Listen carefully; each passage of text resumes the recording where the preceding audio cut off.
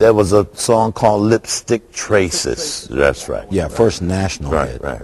Lonely Drifter was a local hit, and down around Myrtle Beach and beach areas, Lonely Drifter. It was a top 40, man. No, Lonely Drifter was? Yeah, man, top 40. Really? You got a check that I didn't get. No. No. Top 40? No, it's top 40. It was top 40. Lipstick Traces, Yeah. I think, was really the first national hit that actually made numbers and noise. Yeah. Yeah. And they gave it to him first. He didn't want to sing it. That's when I made my lead debut. Well, because it took a special kind of voice to sing that song. I could not feel the song. I could not feel it. No matter what I did, I couldn't feel it. He jumped on it, you know. And then, wait, the ironic part of it is that, yeah, he sang it. It became a top 40 hit. And then we got to Philadelphia. Oh. and we're playing in Philadelphia. He gets a toothache. His jaw swells up big as his head, and he you don't have to exaggerate it. right. Hold it. Now he's in such pain, and he's in dire straits here, and so now we still have to do the show. He can't do the show. Ironically, who has to sing the song? You understand? Good for you. I still ended up having to sing that doggone song. I hated it. I hated it. To this day, it just marred me.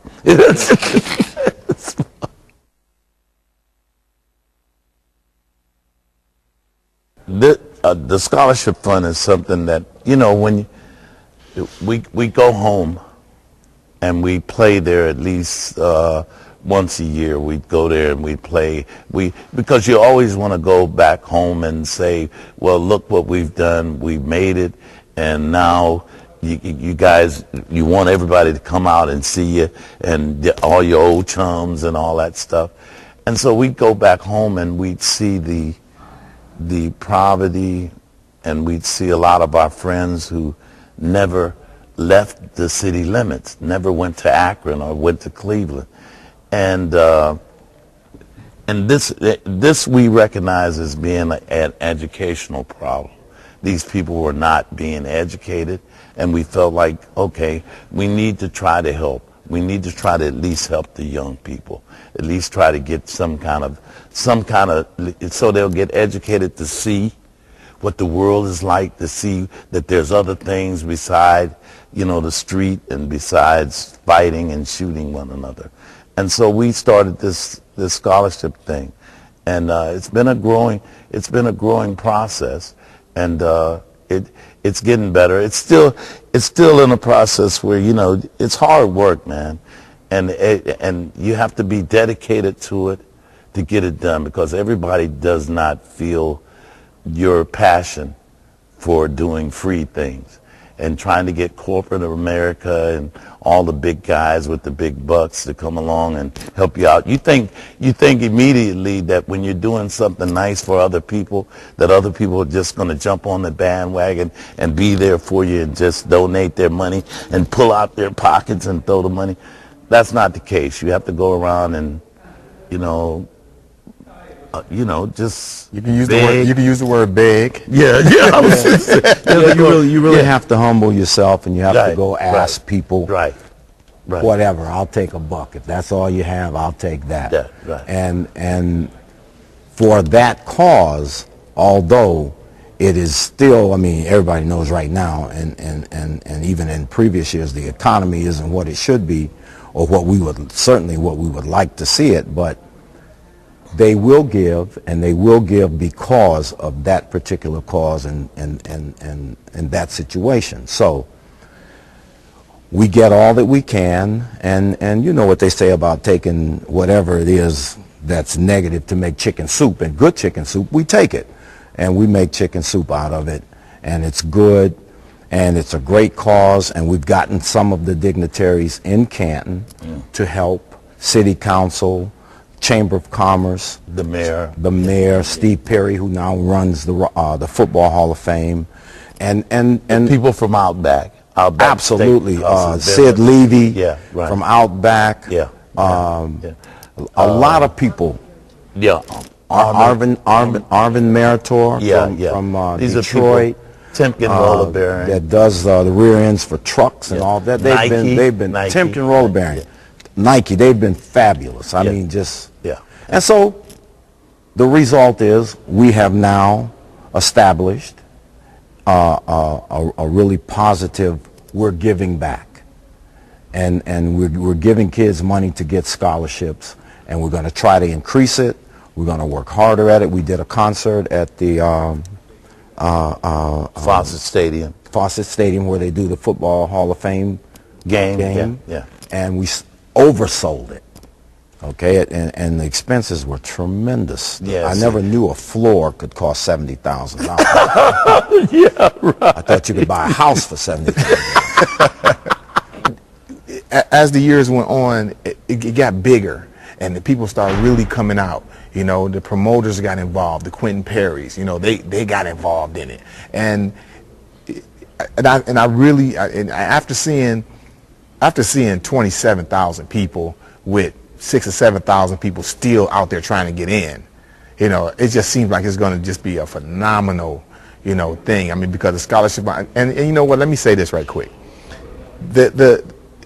It's worth it when you see those kids, and they accept those funds, and they accept that scholarship, and they shed a tear or they cry. You can't script that. You know what I mean? You can't say, hey man, cry on cue. They are actually happy to get it. And it's not just young kids, it's old, it's adults that's getting scholarships.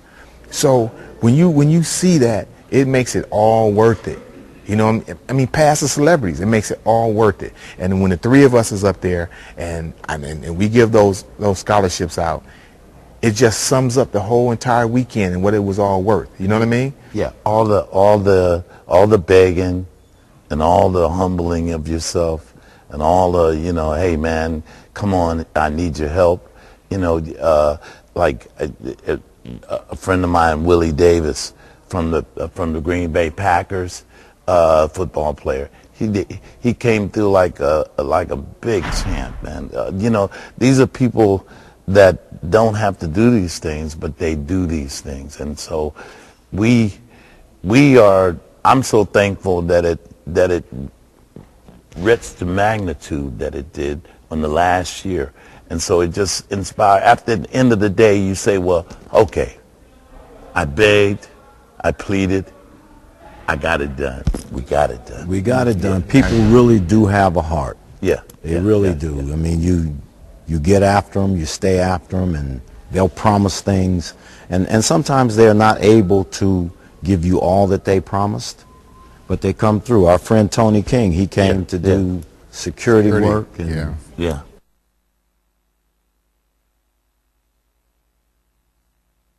My favorite song.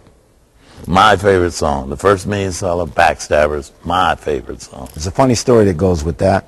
They gave me the paper with the lyric on it, and I meant to put it on the nightstand, and it aeroplaned onto the floor. And of course, they say I threw it on the floor. And I didn't like it. I threw it on the floor. And I've been stuck with that since 1972.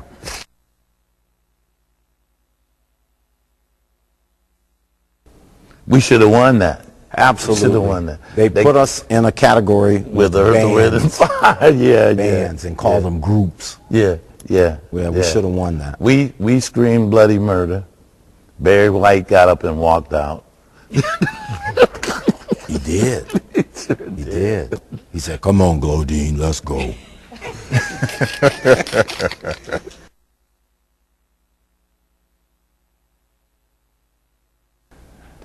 Biggest moment, man, I was so happy for Eddie and Walter. I mean, I was so happy, man, you know what I'm saying, because I know the blood, sweat, and tears they put in this, you know, so I thought it was just... And they can't take it back. It's going to go into a capsule and go into the ground. They can't take it back, space. can they? They can't take it back. Can't take it.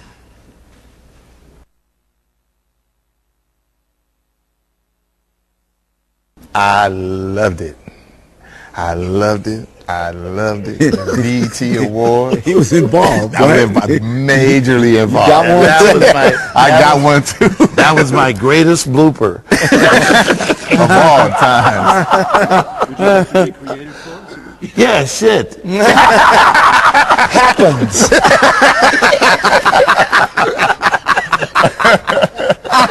You don't encourage him. Jesus, I can't take him anywhere now. Oh, the BET Awards. We Now it's on. love that, man. I mean, this was one of those days where we couldn't have scripted this any better. I mean, you know, you don't want to. I mean, Michael passed, and we had great memories of Michael. But hey, man, them OJs, man, what we did to the BET Awards, peoples, what we did to the BET Awards. It was a good time.